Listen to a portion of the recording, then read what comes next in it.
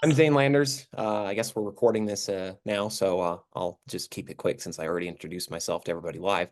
I'm from Tucson, Arizona, though I'm originally from Stamford, Connecticut, and I have quite a lot of experience of observing the night sky, both under the fantastically dark skies we have here and the more light polluted places in the East Coast. I've owned over 450 telescopes. I fixed them for fun, and for a long time I was buying and reselling them, which is how I got to that gigantic number. And I've also ground my own mirrors for telescopes from scratch. Currently, actually helped my roommate grind this one. This is a 16-inch. I'll talk about it in a bit. But not that fractal. See? Um, I've been a strong proponent of building telescopes, usually simply because it's cool. But recent factors have made it something that I really think is worth advocating for, not just for the mere concept of, oh, it's cool and you should, but there are a lot of practical considerations that make it really worth considering doing, and it's a really fun project. And even if you're not interested in building your own telescope, learning about how it works is something that is invaluable and it's great to be able to explain and understand stuff as well as be able to fix your own equipment even if you didn't build it. Arrow keys don't. Okay, I have to click. Fascinating. So obviously, if you've seen a telescope, you're probably, or think of a telescope in your head, you're probably thinking of like a refractor, like the one on the left, which is this shiny, long tube thing with a lens at the front, or maybe a thing that still has a lens at the front, but is shorter and more compact, but something on a tripod, like the Schmidt-Cassegrain on the right, which is my Celestron C11. Now, these telescopes look really pretty, and they do have things like motorized tracking, and of course, there are some very important use cases for stuff like epichromatic refractors and Schmidt-Cassegrains for things like astrophotography. When it comes to just looking at the night sky, for starters, these things are plain unaffordable, they're impractical, and you simply can't get a very large one, a large refracting telescope of even 6 inches in diameter. So, a lens about this big is something that you can barely set up yourself and costs thousands of dollars. For a good one, the 11-inch Schmidt-Cassegrain I own would be thousands of dollars new and is barely manageable by one person. And again, bottom line, they're also more complicated and just not the best way to get out under the night sky if you're just getting started or want to do it on a budget. Dobsonian telescopes are really ugly, and I've heard a lot of people argue otherwise, but I'm going to be honest, I love these things, and they look terrible. Just to give you an idea, these are also some Dobsonians here. I'll talk about them some more in a bit. But the one on the left in this slide, there's two. There's a commercial 25-incher, that's a 24 built. And on the right is a more classical Dobsonian built by John Dobson. And you might see that that thing is just a giant tube that's about 10, 11 feet tall and looks like a big cannon. The ones on the left kind of look like that, but in actuality, it's a thin metal skeleton that breaks down and then you put a piece of fabric over it. Now, the thing is that if you think about aiming one of these around the sky, the simple cannon-like motion of swiveling it left and right and then pushing up, down is a lot more intuitive than having to unlock a bunch of clutches or deal with gears, cables, knobs, or any electronics. You just push it, you let go, it stays where you want to point it. Now, John Dobson, the guy under the golden tube there on the right, you can't really see him that well, he built this telescope behind me, and as well as that one, and he invented these types of telescopes. Now, Dobson came up with a lot of really important ideas that define these telescopes, but the most important is the friction movement I mentioned. There's no clutches or clamps or anything or gears. With a Dobsonian, the telescope pivots left to right and up and down on basically various types of plastic. The secret is friction. You see, this is spinning on a vinyl record against 3 small Teflon pads. I'm standing on the Zoom thing here. I don't know if you made me bigger or not. I hope probably I should have asked that. But they are very easy to aim around the sky and use, and there's not a lot of real technical knowledge required to set one up. If you just want to look at the moon and planets, all you just have to do is plop your telescope outside, look through the finder, and then it's there in the eyepiece. There's no tripods to even worry about because these things sit on the ground. They're also really affordable. An 8-inch Dobsonian, like the one behind me new, is about $600 to $800 to buy, but you can build one for about half that. The other telescope behind me is a 3D printable telescope called Hadley, and Hadley's really cool, and I'll get to that in a minute. So I haven't really explained what a Dobsonian telescope is other than that whole cannon thing, but the basis is that a Dobsonian is a type of telescope called a Newtonian reflector that has a primary mirror that's shaped like a parabola, and it's sort of like a salad bowl shape, and it collects light and focuses it onto a flat mirror that bounces the light off to the side into an eyepiece. Because, if you just stood at the focus of the primary mirror, your head would block everything unless you had a very, very, very big mirror. So that's why the secondary mirror is there. Now, when we're building telescopes, we usually just buy those secondary mirrors because they're not terribly expensive until you get to very large sizes, and making one yourself is an utter nightmare. I've looked into it. It is just not worth doing. Now, there are a lot of different ways you could accomplish this basic design principle of tube that pivots up, down, swivels left, right, and has the mirrors in it. And that varies from collapsible skeleton truss tube, like my 20-inch there that you can see the frame of with my cat standing in the middle, to the 3D printed strut tube design of telescopes like the Hadley behind me or the 3D printed one here on the right. But regardless of how you exactly choose to put the optics in a housing and customize the exact parameters, the basis is the same. It swivels upright. It swivels up, down, left, right on friction-based bearings, and it's got a parabolic primary mirror. And you can make that primary mirror yourself at home. Again, my buddy is working on one of these. This is a 16-inch diameter mirror I'm holding here. I hope you guys can see me. And it's actually an old porthole. These are actually really great materials for making mirrors because it's quite hard to find precision annealed glass nowadays for a reasonable price, but you can still find shipped portholes, and they are pretty easy to test for whether or not they're tempered. If they're tempered, they'll explode when you try to grind them into a mirror. Now, Dobsonian telescopes tend to be made out of wood because wood is easy to work with, and anybody with a circular saw and a drill can make a basic box and some other things out of wood, which is really all you need to do with one of these. But lately, there's been more emphasis on 3D printing, and it's gotten easier to make things yourself out of metal. And of course, nowadays, there are entire services on the internet that can CNC things out of metal or plywood for you if you don't have any tools yourself. Here's a diagram of the light path in a Newtonian reflector or Dobsonian. So you can see the primary mirror the focal point of it is a little past where the secondary is, and then the remaining travel is between the secondary and focuser, and then it forms an image in the focuser. And you put your eyepiece there. An eyepiece here behind me. Of course, these are interchangeable with any telescope. Exactly how you choose to provide a focusing mechanism is also something that can get quite interesting. That varies from the precise machined metal Crayford focuser in this diagram here to, well, this telescope behind me came with a piece of cardboard inside another piece of cardboard, and the smaller one was the diameter of an eyepiece, and you slid that back and forth to focus. Dobson thought that worked fine. It is terrible. And also, if you try to use it with other people and they push their head into it, it'll just push it in. So that's quite annoying. But again, whatever works, works. If you just want your telescope to function, the simpler, the better. And that's what John Dobson's philosophy of this was all about. Now, you might be wondering, okay, so that's great. I've explained why Dobsonians are cool telescopes. So why would I build one? That seems like a lot of effort. Making things is hard. What if I don't have tools?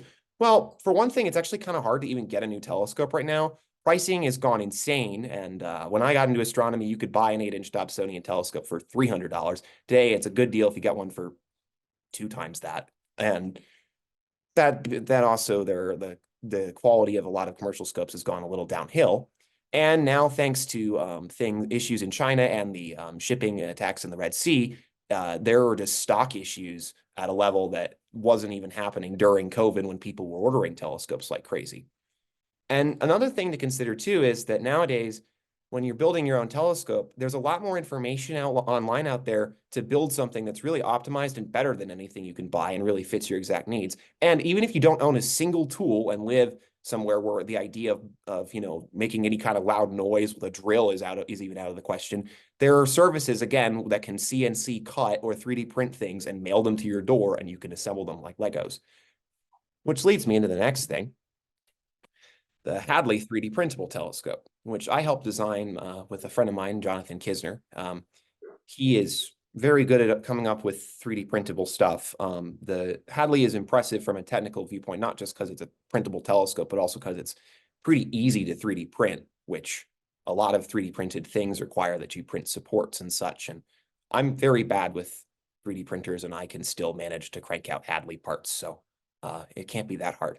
I have an Ender 5, but you can print these on pretty much anything.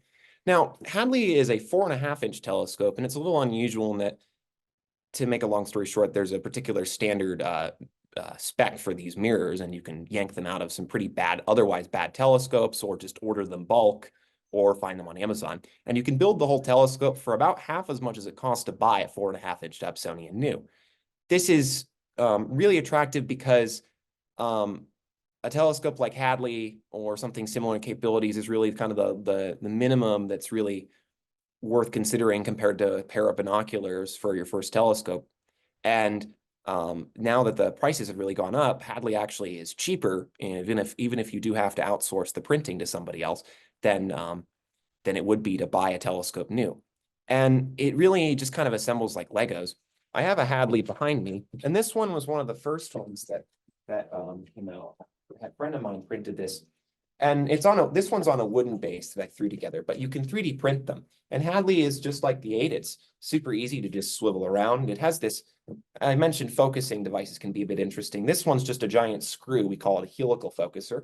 You just twist this big wheel. This was my contribution to the design. If you have a big wheel like this, you have an easier time making fine adjustments. And you just twist this inside this big plastic collet, and you can focus that way. And you look through the eyepiece here. And there's even a printable iron sight, so you don't have to buy anything to help you aim it. And this one uses wooden dowels for the tube struts, but you can use aluminum tubing, steel rods. Some people use electrical conduit, and it's also extremely lightweight. On even a pretty heavy wooden base like this, I can walk around with it one-handed, and that makes it really great for if you just want to go outside in a hurry and look at something. That being said, Hadley's not the only 3D printable telescope. People who have contributed to Hadley have gone off to design bigger versions, though a lot of them require rather hefty 3D printers or just aren't really cost effective. But 3D printing in general has allowed making precision parts for telescopes to become something that is no longer particularly tedious or time consuming. And even if you don't have a 3D printer and have no desire to use one, you can just find files for parts or, Hadley itself online and have somebody print it out for you. And again, it really assembles like Legos. Now, when Hadley was first out, there was not a 3D printable base, but some people have come up with various versions for one that look kind of like an erector set. It's pretty impressive. Obviously, of course, a lot of people want a bigger telescope, and that's where I'm more interested. Hadley's very fun, but it does assemble like Legos, and it's a small telescope is more for bright objects like the moon, planets, and double stars. If you want to look at galaxies or resolve stars in globular clusters, or have a chance at spotting Pluto, if you really care to, a larger telescope is the way to go. And of course, also, when you're looking at the moon and planets, a bigger telescope does gain you more resolving power, at least to a point. Now, of course, Hadley is kind of different from the conventional telescope making stuff in that, again, you just 3D printed and glue the mirrors and then put the rest together like Legos. But it's not particularly hard to build a normal Dobsonian like this one behind me. John Dobson worked with pretty minimal stuff, and this 8-inch here, this is how it looked originally in the photo on the right, was built with nothing but a circular saw and a drill. The secondary mirror is held in place with roofing shingles, which not the way I'd do things, but it does work. The tube for this is made out of concrete form tube that you might see used to pour columns. You can buy them at Home Depot for $8. They're called Quikrete or Sonotube. It's cardboard, but cardboard can be plenty strong, and once you reinforce it a little by adding hardware and so forth, it's more than acceptable. It's also really easy to work with. You just need to add the wooden, more printed or metal parts that hold your optics and focuser, and you're pretty much done. And all you need to really build other than that is a box to enclose the tube. Some kind of round things are needed for the altitude bearings. Now, if you don't have the ability to cut anything round, PVC pipe caps work. I did that for my first homemade telescope, and that'll perform the same function. And then you just need to cut some V-shaped notches for the altitude bearings, add some little feet onto the bottom board, and then you make a couple wooden boxes. It's one of the easiest woodworking projects there really is, and it's actually what got me into woodworking. Honestly, having made some nice end tables, those were more difficult than typical small Dobsonian like this. Now, at larger sizes, you do need to start considering things like a truss tube, and those can require some precision hardware to put together reliably the same way each time. And of course, supporting larger and thinner mirrors becomes a challenge. Now, there's a lot I can go into about that, and I've messed around with some very interesting stuff related to thin mirrors and so forth that's really cutting edge, but it would be rather complicated to explain, and you can always look that stuff up. The real appeal, again, of making your own telescope is not just in the fancy aspect of the tech and how precise it is, but it's also about, knowing how it works. You have to keep in mind that the mirrors inside these telescopes are precise to an accuracy of 1/1000th of the thickness of a saran wrap. The largest bump on these optics, if you were to scale them up to the size of the United States, would be about the size of a grain of sand, which might make you wonder how anybody can make the mirrors for one in their garage or their kitchen. And I'll get into that. Now, another thing to consider, of course, is the large telescopes are a bit of a commitment, and they do tend to get quite expensive, but the views to them are really unbelievable. The 24-inch in this photo allows you to see the pinks and purples in the Orion Nebula vividly, and the spiral structure in galaxies is obvious. This photo was taken at Lake Taconic State Park in upstate New York. And you can break one down, a telescope this size down to fit in a SUV or minivan pretty easily. And that's a 24-incher, which is about the biggest single-person telescope there is. And the thing is, at larger sizes, it isn't just a question anymore of, oh, it's cool, and, hey, I can get something maybe a little nicer looking and better design than anything I could buy. It really is just a cost issue. Due to the fact that there's just not a lot of demand, there's not a lot of people making large Dobsonian telescopes commercially, and the ones that are either premium or really not that well designed. And in any case, you're looking at something like $5,000 to $10,000 for a 16 to 20-inch telescope. Now, I'm about to start grad school. I don't have that kind of money, and most people don't, and most people can't throw that at telescopes. But if you're building your own telescope, you can build a 20-incher if you grind your own mirror or find a used one for only $1,000 to $2,000. If you want to make a 10-incher and grind your own mirror, you can make one for a couple $100, whereas buying a 10-inch is nearly $1,000 now.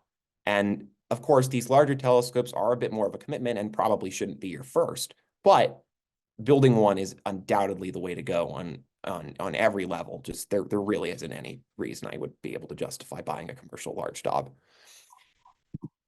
Now, grinding mirrors is not for everybody, and that's for a few reasons. I don't actually like doing it. I teach people to do it. I have a mirror grinding machine in my garage. I personally hate grinding mirrors. It's boring and tedious and very loud.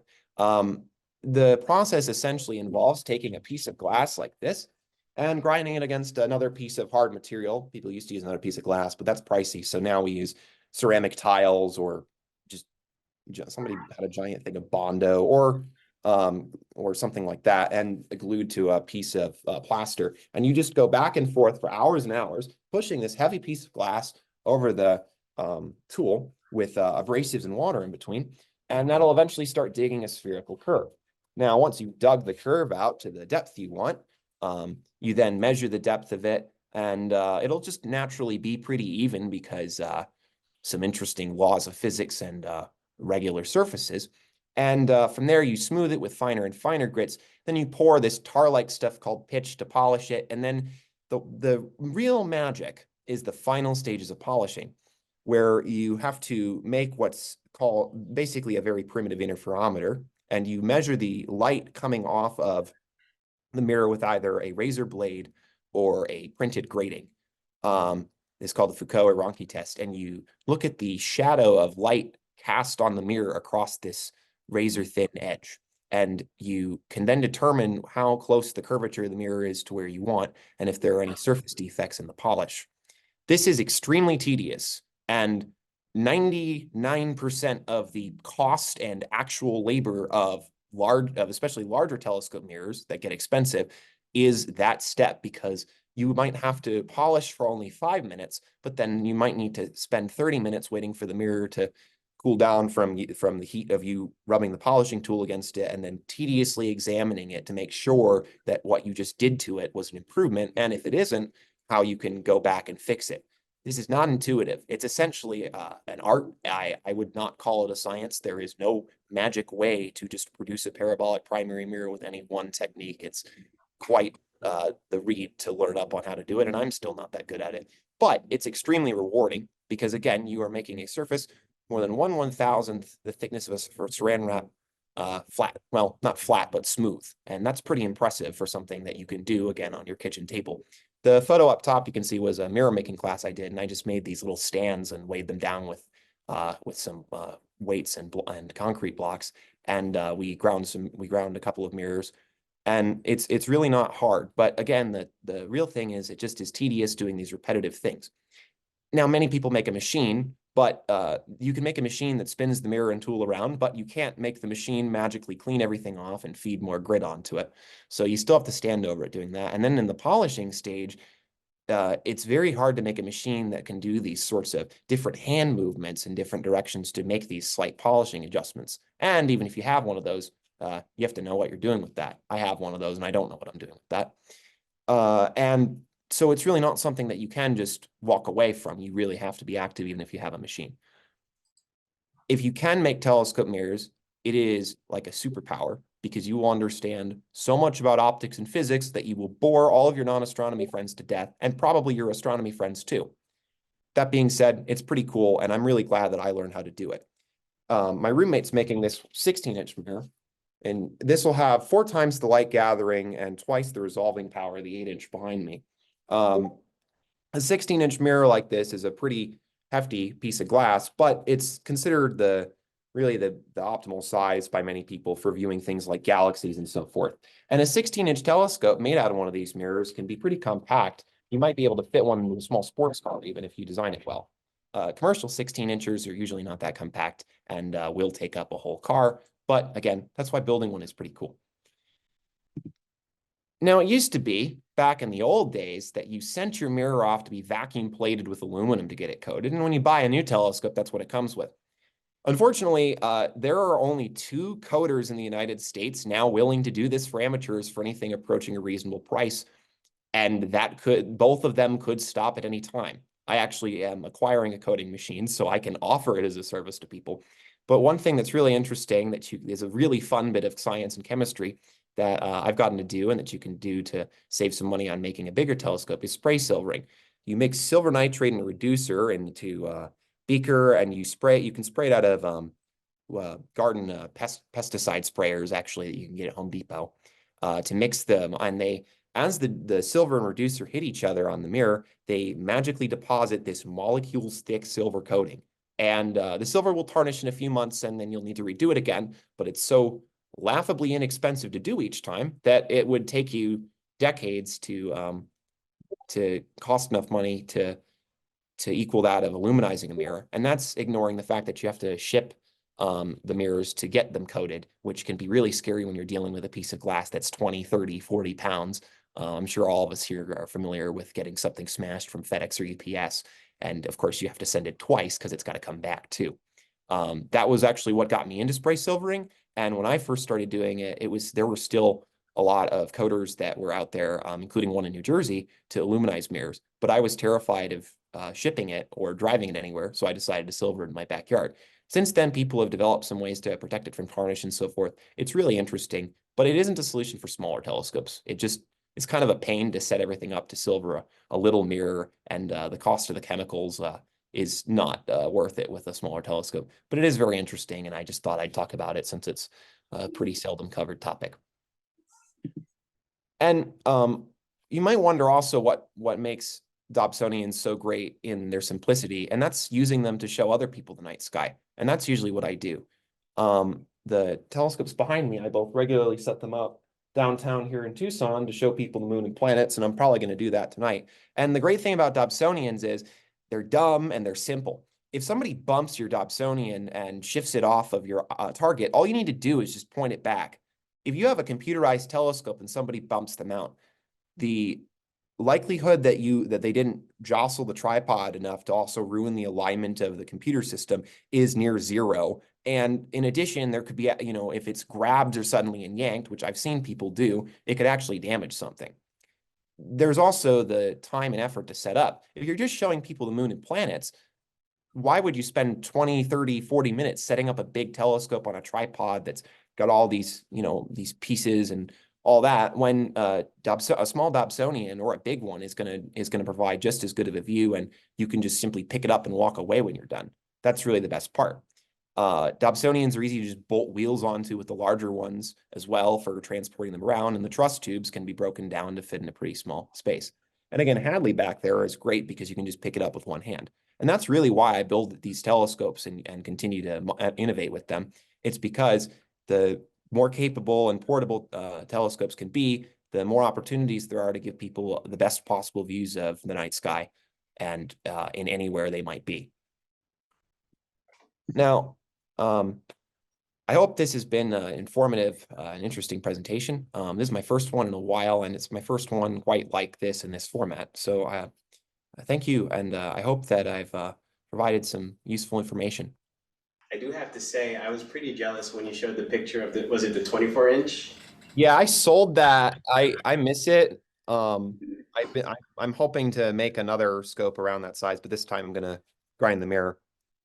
Yeah, I only have a 10-inch only, Oh but yeah, I there's have always, I there's have always aperture jealousy, right?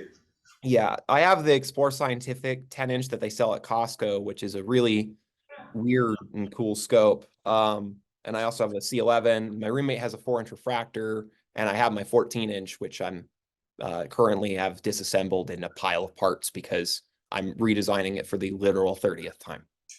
Any questions? Yes. Um, how long does it take you to build like a full telescope, like on average? So if you're, with like an 8 or 10 or 12, the normal reasonable size to start with, if you're just building the scope and you're just doing a Dobsonian like this with just a solid tube, no trusses, nothing complicated like that, you can throw that together, just the structure itself in a day. It really depends, like if you want to finish the wood nicely or put paint on it, or if you want to like smooth out the tube or anything like that. That's honestly more time consuming than actually building anything.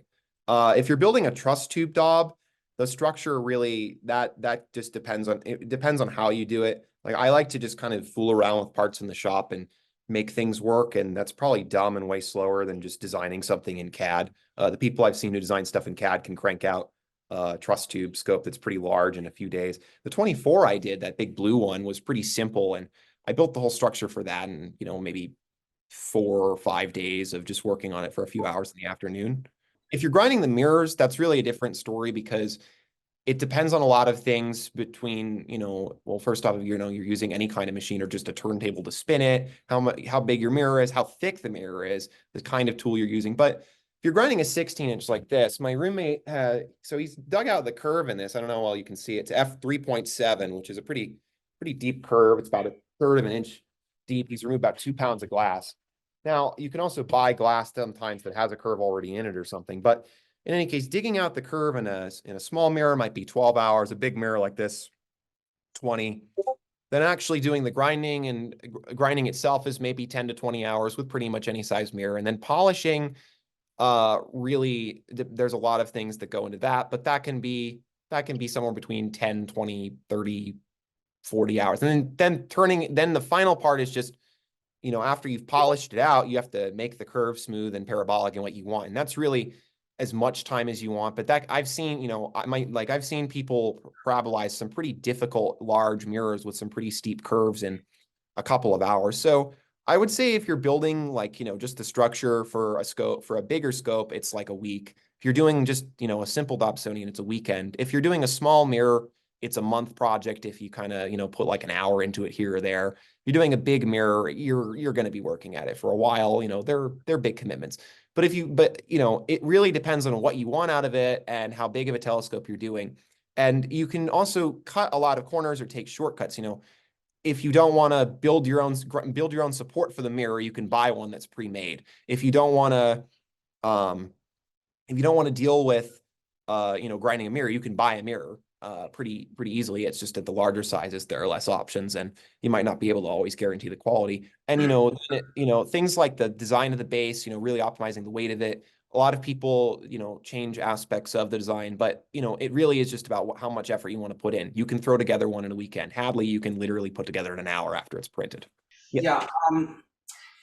This is all fine and good. Well, you sort of mentioned that, you and I, this is one of the reasons why I'd never make a telescope myself is because I don't want to grind the mirror. I don't want to spend that Yeah, that's understandable. time and tedious amount of effort to grind the mirror. So that's one thing. The other thing, reason for spending thousands of dollars and getting a pre-manufactured telescope is because, and you know, one that's computerized is, again, you know, again, when you're making a Dob like this, very simple, you have no mechanism for keeping the, you know, a clock mechanism. Oh, you could make an equatorial platform very easily. And those are not expensive. Also, there's do-it-yourself go-to systems like OnStep that are not terribly expensive. You can computerize even a large Dob for a couple $100.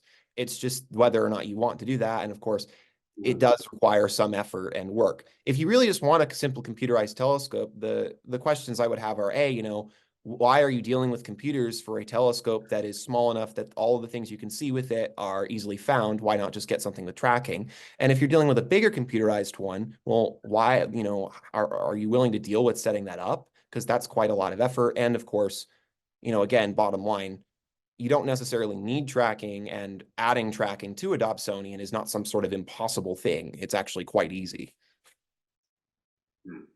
Have you ever heard of an outfit called Romer Optics? Yes, I have. I have a 10-inch Dobsonian, and I, for $99, attached 2 equatorial devices on it that These allow me platforms. to, Yeah, I've heard of this guy. right, and then you just push, it interconnects with your cell phone as an app through Wi-Fi, and you just select the item you want to look at, and then push it. Yeah, the push to. Yes, that's right. The Romer Optics Easy Push to. So yeah, that'll just tell you how to find things. It doesn't track, but push to systems like that, there are a million. So some are like that. The Romer Optics. He does offer a tracking kit. You can. Oh, yeah, the go-to kit now. That's awesome. Yeah. So that's what I mentioned. That's like OnStep. It's, you know, it's a computerized system. And then there are just the push to encoder systems or and stuff like that, where you either have a hardware thing that tells that has a little wheel in it that tells a computer chip how far your telescope has rotated around and then tells you where you are in the sky. Or there are systems now that use a small camera or even your phone camera, like the Pi Finder or the StarSense Explorer, show you where you are. And that's really cool. There's also Astro Hopper. That's another one. Doesn't work as well. Yeah, because I don't have that much interest in the tracking and astrophotography. There's too much time involved. You talk about time for mirrors, but times for layering stuff, and I'm not that computer versed. That I just enjoy finding the objects. Yeah. System makes it so easy. Yeah, and the push to systems like that have gotten so affordable. I mean, that now they're pretty trivial to add on. I remember when I was building scopes, they were a real commitment. You know, you had to buy a Sky Commander and spend like $500 to $1,000. Now it's like $100 for just encoders and stuff. When you talk about computerizing a telescope, do you have to make it, or can you use one that's pre-bought and then computerize it on your own? So the Romer Optics kit and stuff like that, you can add go-to on or push to onto an existing telescope that you've made yourself or a commercial one. I would say if you're buying a commercial scope, I wouldn't buy a commercial scope and then add a go-to kit to it, because there are commercial Dobs that have go-to, and that's usually a more user-friendly system than the add-on kits. But either way, you can do it either way. You can, and also you can completely do it yourself with like an Arduino and some basic hardware, and you can make a push to system for like $20 if you really want to be cheap. Go-to with motors is really the hard part, because you do need powerful motors to move a bigger telescope, and those can get pricey. And you need to have accuracy, which gets pricey. Have you been to my telescope? I don't think you heard the question. I couldn't hear that, no. Have you seen Mars with your telescope? Yeah, it's been a while. Mars right now rises like an hour, I think, before the sun does.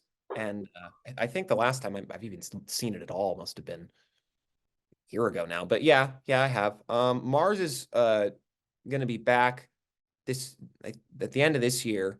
It's going to be getting closer to Earth again. It's Mars doesn't have a perfectly circular orbit though, and it's right now when it gets close to Earth, it's going to be about as far from the sun as it gets, and it's like half again as far from Earth as when it gets to the closest approaches. So it won't look as big or bright as it did a few years ago in the past few oppositions. This is, I think, it's the next one is the worst one. But when Mars is close to Earth during opposition, you can see with Hadley there, you can see the polar ice cap and some dark markings. But with a bigger telescope, it mostly comes down to how steady the atmosphere is. But with an 8-inch telescope like this one, you can see a bunch of dark markings on Mars, and sometimes you can barely see a few of the volcanoes and Valles Marineris, but the giant canyon. But the dark markings you see, they're just patches of dark sand, and astronomers actually used to think they were living things because they change in size and shape slightly, but it's just blowing dust. What you find suppliers? Pardon? On the suppliers? Where do you find your For supplies? parts Yeah, and where's stuff. you buy supplies? So with anything other than the optics, it's all just, it's anything standard hardware store, we're working with normal screws and plywood here. With things like eyepieces and stuff, there's dedicated astronomy retailers, and they'll also sell you a focuser or finder. For the optics, really, the best place to shop for used optics is an astronomy site like Cloudy Nights, or an astronomy group on Facebook, or through a local club that knows a place to get them. If you want to grind your own mirror, obtaining glass has become an absolute nightmare, but there's a site called First Hand Discovery that still offers glass blanks and kits. And what I've been trying to do is obtain, if you go on eBay and try to find just the glass for a 16-inch porthole like this one, you can find a glass for a 16-inch for only like $100. The only thing is you just have to make sure it's not tempered. And the way you do that, actually, you can examine it with polarized light, but if you're looking at an eBay listing, you look for chips. Tempered glass doesn't chip, it breaks. You can't grind tempered glass into a mirror. But if you have a piece of glass that's got chips like this, it's at least usable for a telescope mirror because it's not tempered. It's definitely annealed in some way. But yeah, and this is from the USS Oriskany. If you've actually ever watched Top Gun, this piece of glass was technically in it for like 2 seconds. Oh, wow. What a great. That's a nice fun fact. Yeah.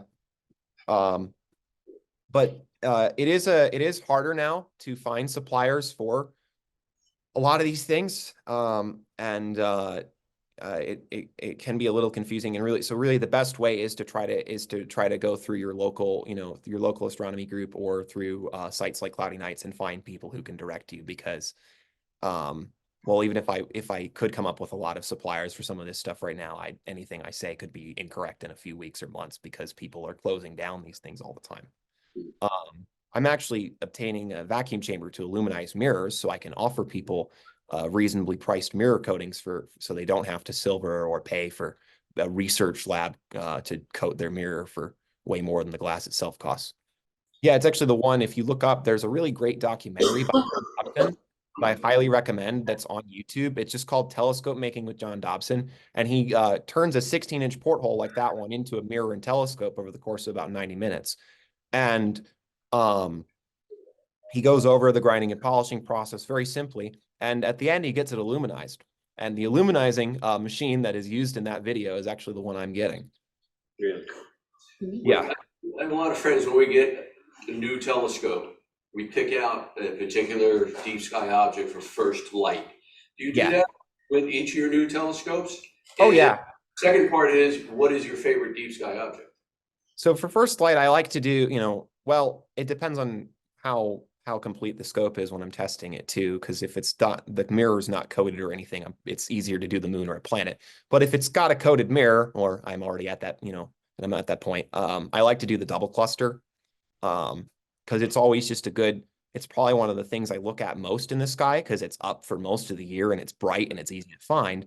And, you have a bunch of these moderately dim stars with all these vivid colors, and it's a good way to just kind of gauge at a glance how well your telescope performs. And also it's just a really nice object in almost any instrument, even binoculars. It looks pretty cool. My favorite deep sky object, though, is a really hard question, but I would have to say probably like the Lagoon Nebula and or the Veil. It's a really hard choice between the two because I like them for completely different reasons. Yeah, the Veil here in New Jersey, it's impossible, but when I do go up to Pennsylvania, it's really cool just to find it. you Yeah. know. You can see it from a pretty light polluted place. It really just comes down to getting a good nebula filter. And unfortunately, a lot of the so-called O3 and UHC nebula filters that get sold are just they're not actually up to spec at all. Or they're literally like, there's an oxygen 3 filter that's sold on Amazon by those SV Bony guys, and it's actually a UHC filter. But Okay. if you have a good filter, you can see the veil from a pretty light polluted place, and with a small telescope, it's just about a good filter. Veil's weird like that. I was wondering, do you have the steps to create a telescope like documented from beginning to end? No, but the Stellafane, so there's the Stellafane website, stellafane.org. And I have some links on my social media to stuff as well. And again, the John Dobson documentary that's on YouTube is a really good starting point. And if you're familiar with things like Reddit or Discord, there's the Observational Astronomy Discord and Reddit/r/telescopes, and those also have tons of resources on astronomy and telescopes in general and telescope making. And of course, there's my site, telescopicwatch.com, and we are working on, I'm going to have some stuff on how to build a scope and fixing them and so forth. I'm working on a lot of videos for that as well. Great. Well, it looks like we have no more questions. Last call. Okay. Zane, thank you so much for reaching out. I'm so glad you were able to come join us virtually and go into building a Dobsonian telescope. Thank you so much. And we'll be sure to share the recording of the Yes.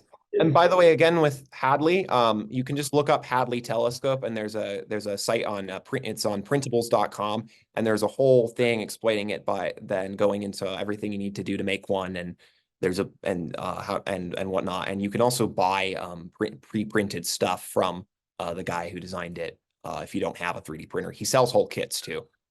Well, thank you again. I'm really happy you reached out and we were able to arrange this. Thank you so much. Take care. welcome. Zane. Thank you.